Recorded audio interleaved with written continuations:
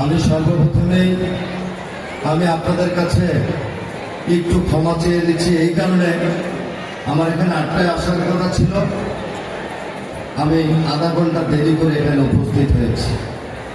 এই কারণে দুঃখ প্রকাশ করছি, ক্ষমা চেয়ে দিচ্ছি, আপনারা আমাকে ক্ষমা করে দিবেন।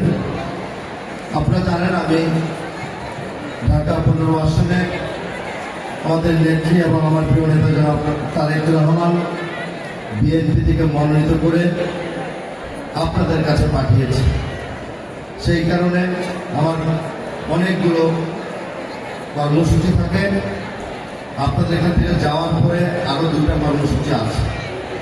এই কারণে টাইমিংটা অনেক সময় আধা ঘন্টা 1 ঘন্টা এদিক ওদিক হয়ে যায়, তো সেই কারণে একটু দেরি হয়েছে। ইনশাল্লাহ আগামীবার অনেকবার দেখা হবে আপনাদের সাথে। আমি ছোট্ট করে বলি, যেহেতু তফসিল ঘোষণা হয়েছে, নির্বাচনে কিছু বিধি নিষেধ আছে, আচরণবিধি আছে, সেই কারণে আমি আমার বক্তব্যগুলো যারা এখানে এলাকাবাসীর পক্ষ থেকে কথা বলেছেন আমি সকলের কথা শুনেছি। দিন মোহাম্মদ ভাই বলেছেন কমিটি সংক্রান্ত বিষয়, এবং তার আগে একজন রাস্তাঘাটের কথা বলেছেন, গ্যাস, পানি এবং ইত্যাদি ইত্যাদি। জলাবদ্ধতা আছে, সুয়ারেজ সমস্যা, ড্রেনেজ ব্যবস্থা ভালো না, খেলার মাঠ নাই, আমার সন্তানরা খেলবে কোথায়, মানুষ মারা গেলে কবরস্থানের ব্যবস্থা নেই। এখানে যারা স্থানীয় বাসিন্দারা আছেন তাদের হয়তো পারিবারিক কবরস্থানগুলো আছে, সেই কবরস্থানে সবাইকে দাফন সম্পন্ন করা সম্ভব না।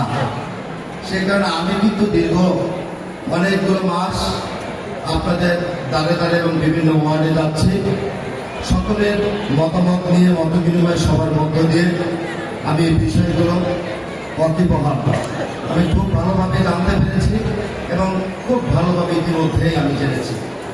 আমি আপনাদেরকে একটা কথা দিই, আমি আপনাদের এলাকার সন্তান, আমি এই বৃহত্তর মিরপুর, আমার জন্ম মণিপুরে।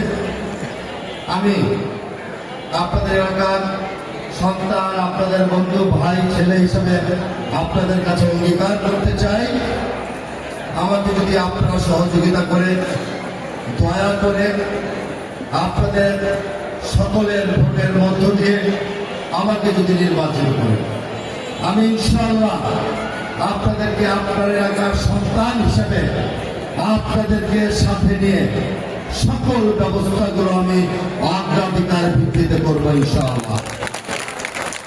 আমি আপনাদের সেবক হিসাবে কাজ করব।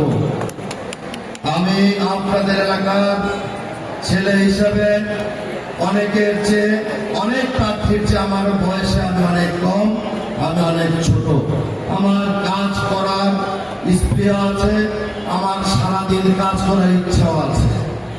আপনারা আমাকে বিরক্ত করবেন, আপনারা আমাকে প্রতিদিন জানাবেন এই কাজগুলো মিল্টন তোমাকে করতে হবে।